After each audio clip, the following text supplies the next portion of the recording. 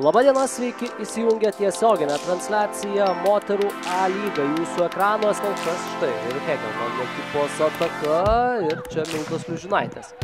Žeglevičiūtė, bet jau baudos aikštelėje kamuolys ir Valesnik. Jos smūgis iš toli ir čia jokių problemų. Dar vienas smūgis iš toli.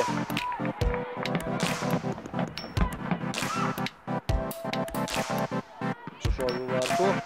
Potapovas gražus judesys ir Liužinaitė iš karto. Čia dar vienas standartinių padėčių meistrė, jos smūgis ir į artimą kampą. Kriaučiūnaitė. Bando smūgiuoti ir oi, koks pavojingas. Pavojingoje zonoje baudos aikštelėje Kuzina Humphreys. Ataka tęsiasi, čia šansas Potapovo, jos smūgis ir kaip bus šiandien mes dar pamatysime. Čia tolimas Liužinaitė prie varžovių baudos aikštelės, bet ten ir vėl trūksta palaikymo, trūksta pagalbos. Reidas prie Žeglevičiūtė, per Reviznikį baudos aikštelę, Garcia, jos smūgis ir greta nusprendžia žaisti atgal, Svirnelytė arčiau vartų. Liužinaitė gerai nusimetė kamuolį ir tai dabar jau futbolininkė pakilo ir bėgimo takų žingsniuoja.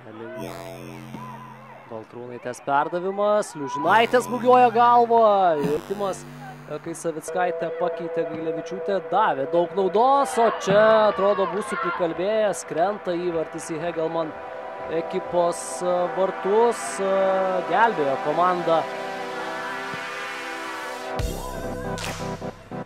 Ir dar viena galimybė ir vėl te. Čia per Revizinę geras jos perdavimas, smūgis ir dar kartą. Čia gera galimybė ir atremia smūgį.